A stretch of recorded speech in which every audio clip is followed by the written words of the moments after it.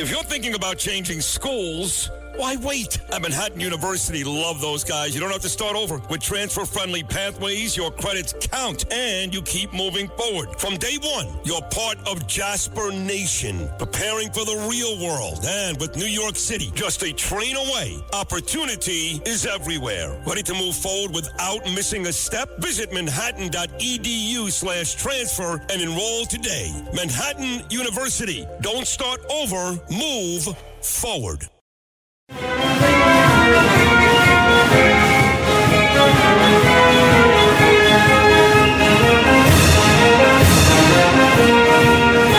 This is the Stone Zone with Roger Stone. People love him and respect him. Roger Stone. Now, get in the zone. It's the Stone Zone.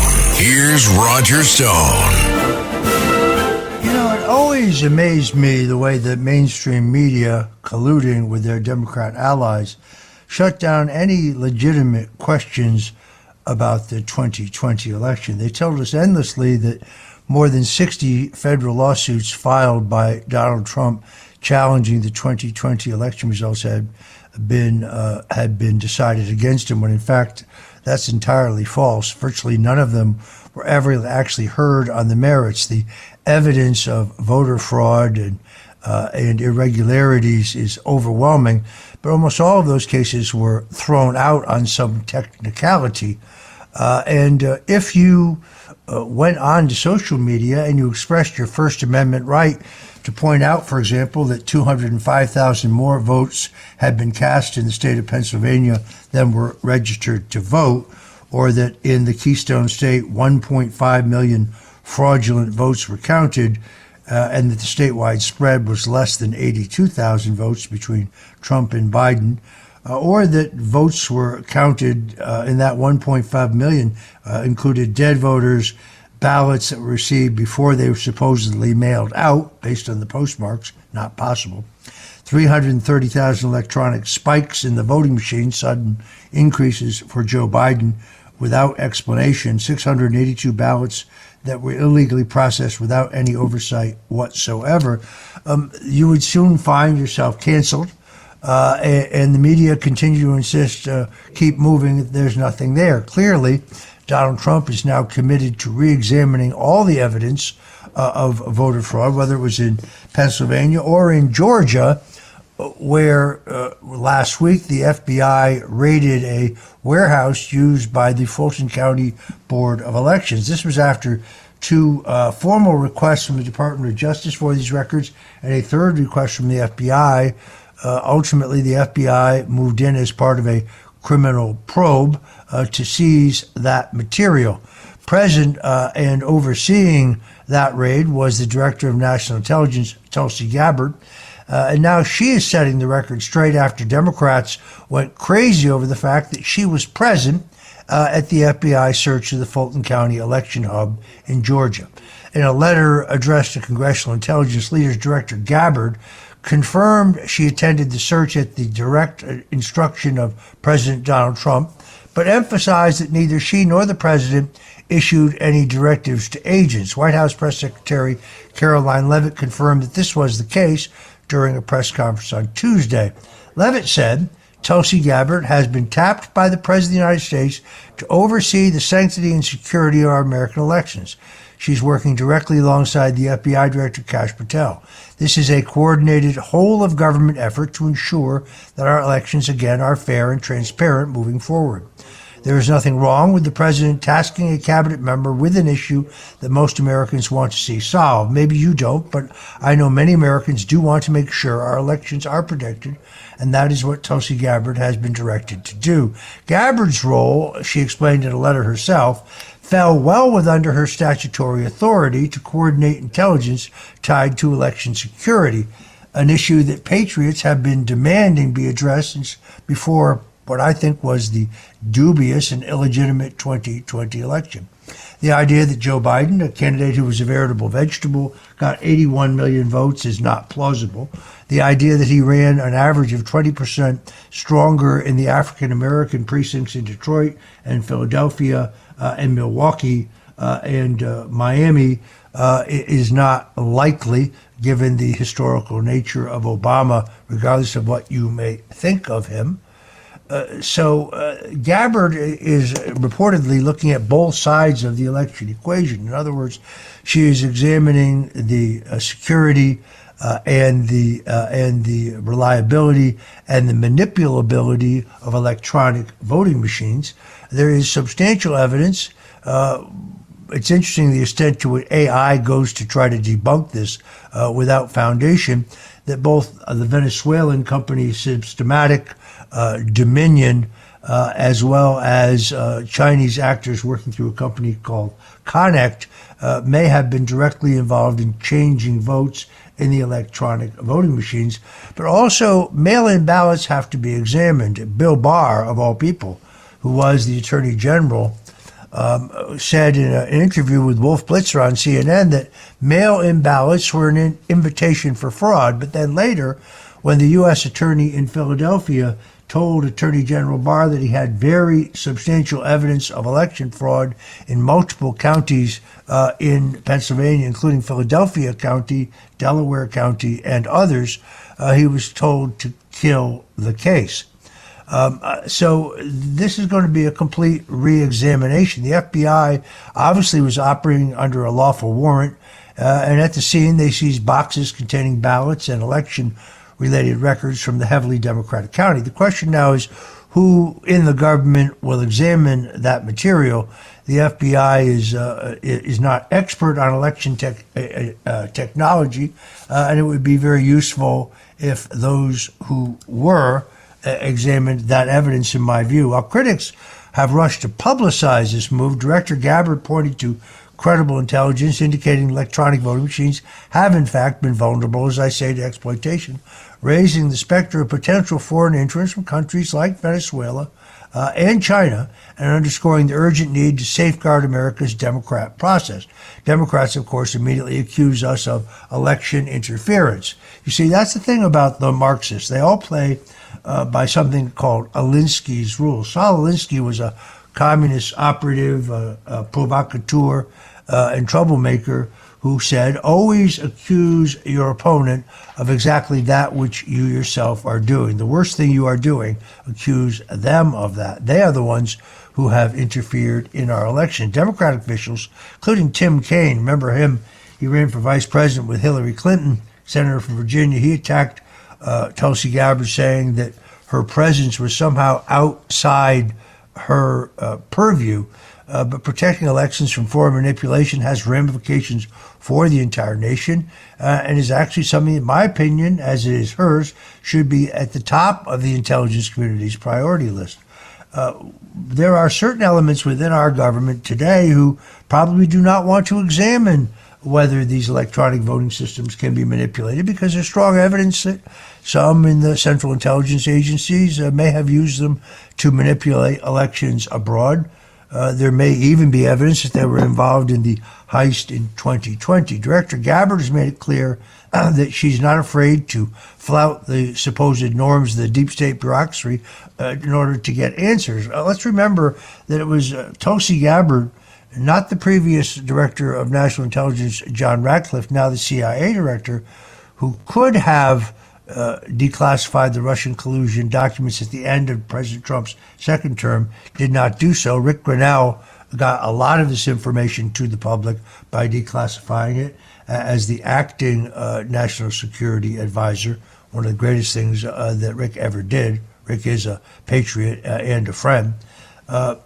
Director Gabbard clearly did very recently what Ratcliffe would not do in the first term, which is to say declassify all of the records pertaining to the 2020 election and to examine them. So I think that despite some bureaucratic roadblocks, Tulsi Gabbard is a woman of fortitude. She's extraordinarily sure-footed. She works well within the parameters of the law, but she's a woman of action based on her performance in declassifying the Russian collusion hoax and demonstrating to the American people that there was one seditious conspiracy, as she said, run by Barack Obama, that begins in July of 2016 in the Oval Office manifests itself in the spying on Donald Trump's campaign, the entire Russian collusion hoax, the false elevation of the Steele dossier, which we learned last week was originally ironically paid for by patrons for Marco Rubio and then resold to Hillary Clinton's campaign. You got to hand it to these guys at Fusion GPS. They resold the same bogus dossier to two different quote-unquote clients. Amazing that Marco Rubio, who also as a member of the Senate, signed the Senate Intelligence Committee report that claimed Russian collusion. That report, largely engineered by Senator Mark Warner, but also Trump hater Richard Burr, no longer in the Senate, didn't run for re-election because Trump would have taken him out, claimed Russian collusion based on a pasted together bunch of clippings, several sections in there on me, all of them wrong. When you ask them for the evidence, they say, oh, well, the Huffington Post reported this, so that makes it a fact. I kid you not.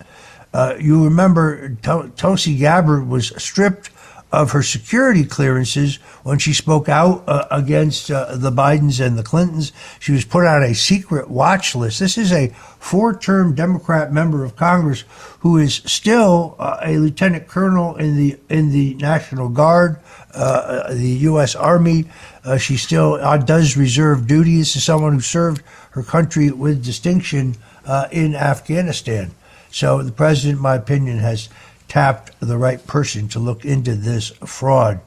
Coming up a little bit later on the Stone Zone, I want to talk about my good friend, the president of Argentina, Javier Milei, who is turning that country away from authoritarian communism and socialism because he correctly figured out that communism doesn't work and capitalism and austerity and cutting is working to turn around that nation. They once called it Venezuela was considered the Paris of South America. My good friend Javier Milei is returning to that country. He's making Argentina great again. Here to talk about it, Agustin Romo, who is a state congressman from the state party of President Milei, representing Buenos Aires province in Argentina. He's also president of Libertad Avanza, pardon my Spanish, bloc in the Chamber of Deputies. He's a hardline supporter of Javier Milei and a shrewd political analyst. We'll talk about the situation in Argentina, where you see this happening across South and Central America. You saw it in Costa Rica yesterday. You saw it in Honduras. You saw it in Bolivia. You saw it in Chile. The forces of freedom are on the march. You saw it in Panama. The forces of freedom are on the march in this hemisphere. And President Donald Trump and Marco Rubio have made it very clear that they won't tolerate Marxist narco-terrorism in this hemisphere. When they say that the Venezuelan action by Trump to arrest Maduro is all about oil, they're not wrong. The president has very wisely denied oil to Cuba and China. This is brilliant. So not only are we getting the oil, but our two deepest enemies, the Chinese, who are getting 80% of the Venezuelan production, are denied this oil that they can't find elsewhere at this price. It was being sold to them extraordinarily cheaply, but it has also put extraordinary pressure on the Cuban regime. Now, Mexico has, at least temporarily, I think in violation of good faith with the United States, Mexico is supplying oil to Cuba, but this is a blow to the Cuban regime. It's very clear that the New York Times is right when they reported months ago that the dream of Secretary of State Marco Rubio, who is, let's face it, a new man, I think will go down as one of the great secretaries of state, carrying out the plans of Donald Trump. The dream is to bring the regime down, and I think there have to be some very nervous people in Havana right now. Meanwhile, they inaugurated Tito Asfura as the president of Honduras, despite an attempt by Libre to somehow stall the results of that Democrat election. That is good news. There's still epic corruption in Guatemala. I've written about it. We're going to talk about it more, not today, but later on in the Stone Zone shows. It is extraordinary the way democracy is on the march in this hemisphere, and how Donald Trump has taken what was the Monroe Doctrine and renamed it the Donroe Doctrine. We'll be right back. This is the Stone Zone with Roger Stone. And he's a great, great person, Roger Stone. The Stone Zone.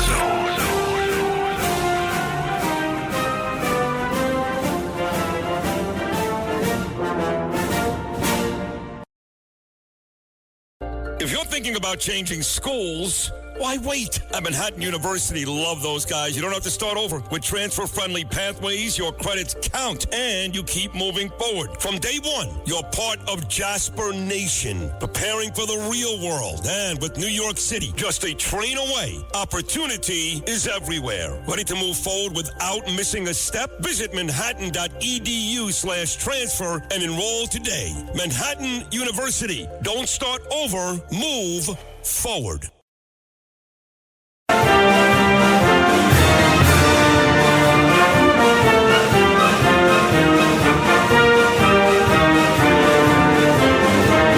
This is the Stone Zone. Now, get in the zone. It's the Stone Zone. A man who's gone through hell, but he's kept going, and he's smart, and he's strong, and people love him. Not everybody, but people love him and respect him. Roger Stone. Where's Roger Stone? Here's Roger Stone.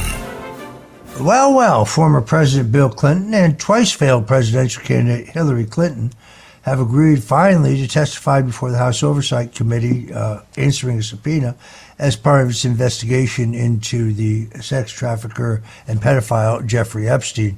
The agreement follows mounting pressure from the Congress, including the threat of a contempt proceeding, which would be voted on by the full House. They were subpoenaed last August, along with another of other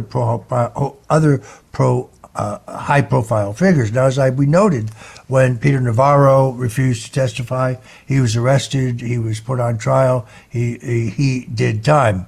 So the question here is whether we have a two-tier justice system or a one-tier justice system. I think Chairman Comer made it clear his patient was running thin, and the Clintons realized the Republicans weren't kidding around. But just to be clear, a spokesman continues to insist falsely Clinton only flew on Epstein's plane for a few Clinton Foundation trips in the early 2000s. In fact, the FAA records show him on the Lolita Express 27 times. One time when he went with Epstein to pick up a massive check from another well-known pedophile, the Sultan of Brunei and his brother, epically famous for their underage harem. Epstein clearly both socialized and gave massive contributions for the Clinton Foundation, the Clinton Global Initiative, Hillary's Senate campaign, Hillary's presidential campaigns, up until he was busted again in 2019. It's very dubious because in the emails and the photos that have been released, it's far more evident that the Clintons have greater culpability here. The claim by Bill Clinton that he was never on the island is provably false, based on the testimony of Virginia Roberts Giuffre. Her sworn testimony testifies about seeing Bill on Epstein's island at a party in which two 17-year-old twins had been flown in for Bill's amusement. I'm glad to see the Republicans in the House showing some courage, some grit, and holding Bill and Hillary Clinton, the penicillin-resistant syphilis of the American body politic, to justice. I'm Roger Stone. I'll be right back.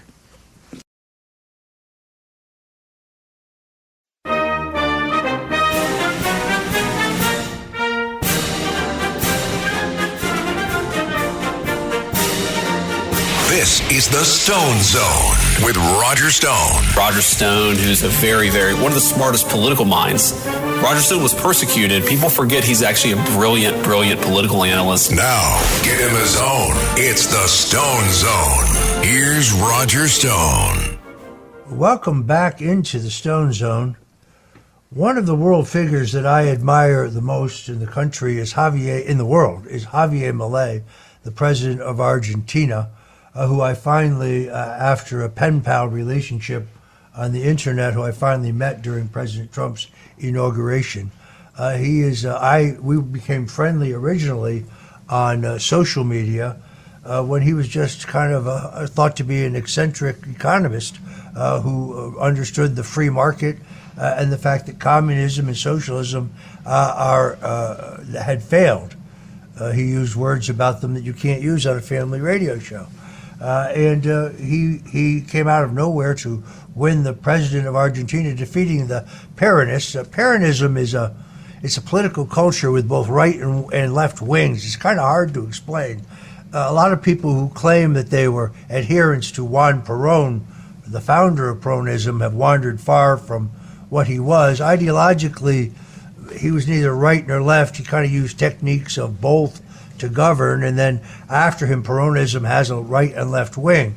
But both of the Peronists drove the country economically into the ground. They destroyed what was once the strongest economy in South America, and Buenos Aires, which is a beautiful city, was considered the Paris of South America. Now, under Javier Milei and his adherence to free market principles, Argentina is having a renaissance. He is making Argentina great again. With me today is one of his stoutest allies in the Congress there in Argentina. It is Agustin Romo. He's the state congressman for Buenos Aires province in Argentina. He's also president, essentially, of La Libertad Avanza bloc, which is the kind of like our hardliners in the House. He's a very talented young political leader. Many people think he'll be president of Argentina someday.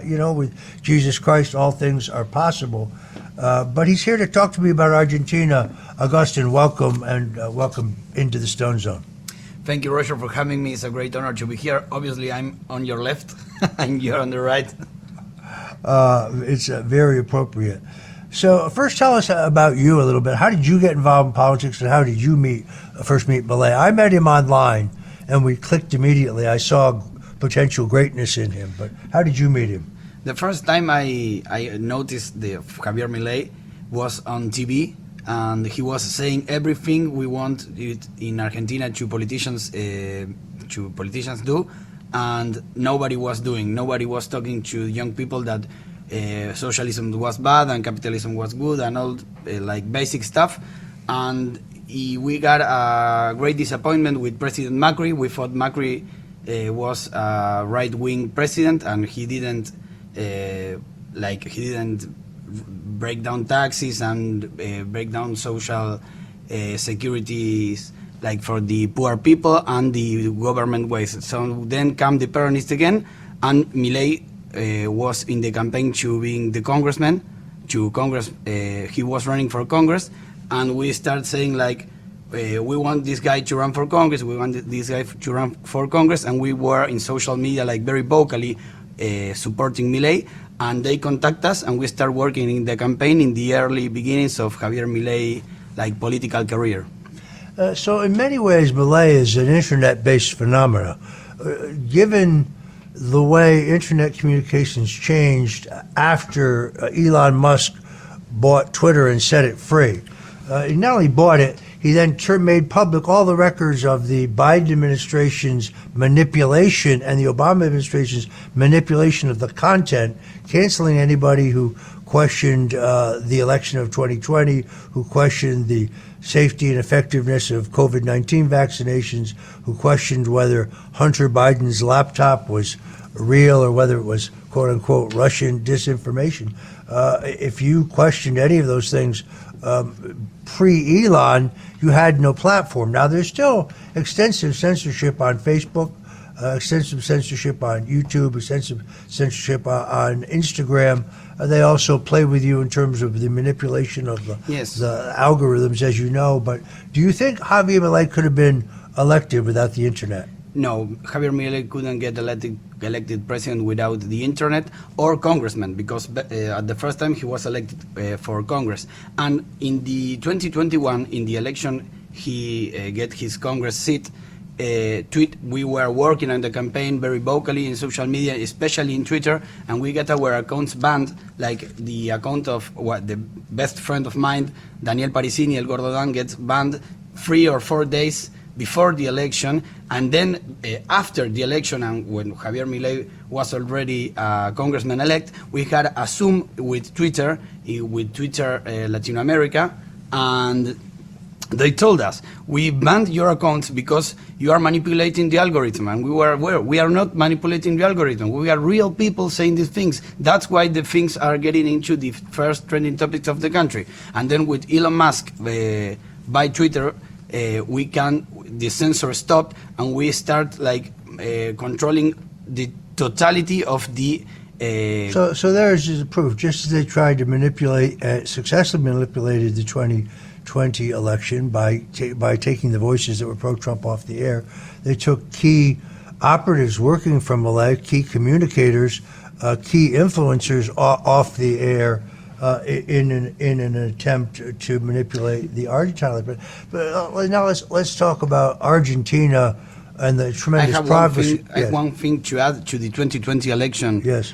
The first trending topic of the world was Argentina supports Trump. We were making that trending topic, and our accounts get permanently suspended because of that trending topic on the night of the 2020 election. I mean, there you have it. I mean, so just the use of Trump's name gets you suspended.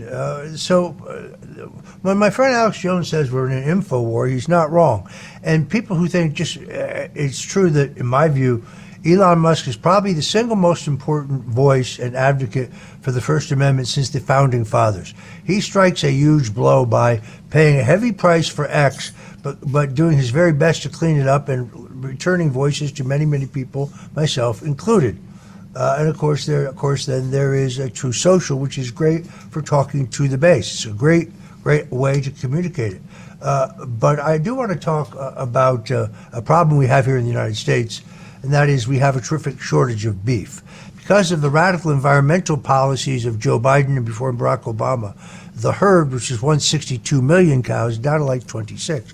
We used to buy additional beef, high-quality beef, from Mexico, but Mexico has been struck with a screwworm epidemic, which we cannot let into the country. It's very dangerous. Agriculture Department is working on it. There is still some beef in southern Mexico that could be perfectly fine, but they haven't found a method yet to test it. The President of the United States, reaching out and talking to Milei, makes a terrific deal to increase the quota of fine Argentine beef, the greatest beef on the planet, yes. Argentine beef, into the United States, an 18% increase in the quota, which is very good for Argentina and very good for America, because pretty soon the price of hamburger in your local grocery store is going to be off the charts. There is a shortage. The U.S. cattlemen cannot solve this problem. They oppose the Argentine beef. This is a big win, but it seems to be delayed. Tell me what's going on here. Well, I don't know what is going on in America of that, but in Argentina, we really want to export all the beef we can to the American markets because we think we have the best beef in the world. And I think President Milei is looking forward to this deal, and he is going to accept the terms of the United States to buy the beef of the Argentinian producers in our country. We export I think it's 700,000 of tons of beef the last year, so we are looking forward for that for sure. And I have visited Buenos Aires and I have eaten steak there, and I must tell you. Have you drink wine? I drank wine as well, too much wine. And then I went out to all the antique shops looking for memorabilia pertaining to Juan and Evita Perón, of which I found a lot. They put their pictures on a lot, kind of like Chairman Mao. Chairman Mao put his picture on everything. You can get teapots with his picture. You can get beer mugs with his picture. The first person who understood that kind of branding was Napoleon. So when you were in the army, you were given a marble bust of the emperor when you joined the army, and you were given a medallion with his picture. Yes. They were highly prized. Napoleon put his image or his N on everything. He was one of the first guys in the world when it came to the first branding. populist, you say. He was the first marketer and he was the first brander. And the giant hat and the gray great coat, that's all part of branding. the little corporal, they called him. Of course, Napoleon was not French. People don't realize that. Napoleon was a Corsican, born in Corsica. Corsica was owned and controlled by the Italians at the time of his birth. Napoleon did not speak French until he was either 10 or 12. He was from a relatively aristocratic but poor family in Corsica. He would ultimately become the emperor of France and take over half the world. In the end, come back once from exile. So I think this is my favorite Napoleon story. But Napoleon, obviously, at the end of the French Revolution, he realizes that the mayhem and all of the bloodshed is just chaotic. He stages a coup, takes control of the company, and he transforms France. He writes them a civil code. He lays out the cities of Paris, and he lays sewers and esplanades. He gives them the Code de Napoleon. He sets up schools teaching architecture, and he rebuilds the military. He really renovates the country, and then of course he begins his foreign adventures, and he captures most of Europe, only essentially be defeated by the British. They send him first into exile in Elba, an island, so they don't execute him. They send him where he's lightly guarded, and in touch with his Confederates. The Bourbon kings return to France. Things don't get any better. It's still chaotic. And then one night, in the dark of night, Napoleon with 300 men in longboats, they row to the south of France where they land. There's 300 of them. Napoleon marches for Paris, and by the time he gets there, he has an army, I checked this, of 150,000 men. 150,000. I thought the number was 50. It's 150,000 men. The kings and those in government just flee. When Napoleon gets to Paris, he walks into his old office and he's back in power. Ultimately, his overreach in Russia was the thing that undid him. But it stands to reason he's an Italian, because I don't think any Frenchman could conquer the world. I used to drive a Citroën, which was the bane of my existence. I didn't want a car that looked like everybody else, so I had these two Citroën DS. It kind of looked like a spaceship. It's a very forward modern car. Drove on an air suspension, went up and down. So when you turned on the car, it went up. When you turned off the car, it would level out. I had with the station wagon and a four-door sedan. They were very, very innovative cars. They had a center spoke, a steering wheel. But they were made by the French, and you couldn't find anybody work on them. But the French had been big in Indochina, so by the 70s they had withdrawn from the U.S. market. If you were going to find a mechanic to work on them, they had to be the Vietnamese or from Indochina. I finally gave up on them, but it was a French nightmare. It was a thing of beauty, but it didn't work very well. Well, talking about that, I think that one thinks of one of the greatest problems of Argentinian education system in schools is that they teach us the French Revolution instead of the American Revolution, that is the Freedom Revolution, I think. Yeah, I think that was a very interesting point you made to me. I'm going to tell my friend Nick Adams. Nick Adams has a foundation which teaches patriotism, teaches the Constitution, the Declaration of Independence, teaches a history of the American Revolution. I think it's not surprising that the leftist teachers would teach the French Revolution, which is really hard to draw a conclusion from, because the Bourbon kings were brutal, yes. But the people who were cutting off people's heads at the beginning of the Revolution, by the end of the Revolution, they themselves were getting their head chopped. It just became a bloodbath, which everybody was accused falsely of being a secret agent of the Bourbons, and the society essentially collapsed. The French Revolution gave way to the Republic as set up by Napoleon, and continued from that period forward. The French Republic later, obviously, led quite ably by Charles de Gaulle. It's a great story about how a Citroën, the car, saved de Gaulle's life. I'll tell you that on the other side. We're talking to Agustin Romo. He is a congressman from Buenos Aires, a strong supporter of my good friend Javier Milei, one of the leaders of his party. Many people say that Agustin himself will be president of Argentina someday. So from my mouth to God's ears. We'll be right back. You're listening to the Stone Zone right here on the Red Apple Audio Networks, where we talk politics, news, history, style, fashion. Today we even talked a little bit about steak. We'll be right back. This is the Stone Zone with Roger Stone. And he's a great, great person, Roger Stone. The Stone Zone.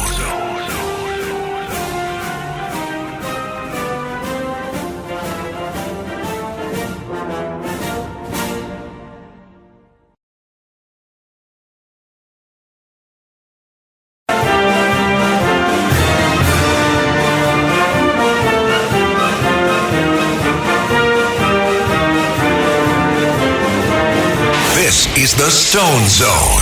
Now, get in the zone. It's the Stone Zone.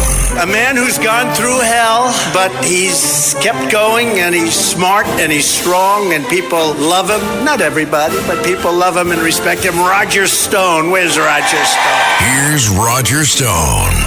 If you're just tuning in, we're talking to Agustin Romo. He's a congressman representing Buenos Aires in the party of my good friend Javier Milei, the president of Argentina. And I want to talk a little bit about the improvements in the economy under Milei. I mean, he said from the beginning, communism doesn't work, socialism doesn't work, capitalism works. We got to cut spending, we got to cut taxes, we got to cut regulations. He's done all of that, and it doesn't happen immediately, but like an ocean liner, it is turning around. Well, in the last government of the Peronist coalition, they had an inflation in 4 years of 1,000%. In 4 years they had 1,000% of inflation, and in the last year the inflation rate was 211%. And within right now in 2025 the inflation rate is in the whole year 35% in our government. Also, the poverty was 54%, and now the poverty is 32%, and in some new studies is 29%. So these are pretty big. Yeah, I mean, the point, of course, is that he's bringing prosperity and opportunity. People who are not unemployed are employed. Those below the poverty line went from more than half to less than a third. Yes, or close to a third, which is a huge significance. And you won the midterm elections. Yeah, we won the midterm elections, I think, because of these great economic results, and also we got a lot of government waste. We closed a lot of secretaries and ministries, and we get rid of 100,000 public employees that were doing nothing. They're just cashing out their checks and nothing. Exactly what President Trump needs to do and is doing. Well, you guys ran a textbook, modern, data-based, internet-based campaign. I'm a big fan of your campaign chief, Santiago. He's a good man. Yeah, and you guys ran a great campaign, and you are making. You're making America great. So please give my regards to Santiago Caputo. I hope to see the President Milei here in a few weeks at a Hispanic Latinos for Trump event here in Palm Beach. I look forward to seeing your president. He's a great man. And I salute you for the role that you played in his election, and now standing up as the leader of the Libertad Avanza bloc in the Chamber of Deputies, which is kind of like what would we call our caucus, our leader of the MAGA bloc. The leader of the MAGA bloc. I'm like in the state Congress. I'm like the minority leader. There you go, the minority leader. All right, Guy. Thank you, and God bless you for joining us today in the Stone Zone. And until tomorrow, God bless you. Thank you very much, and Godspeed.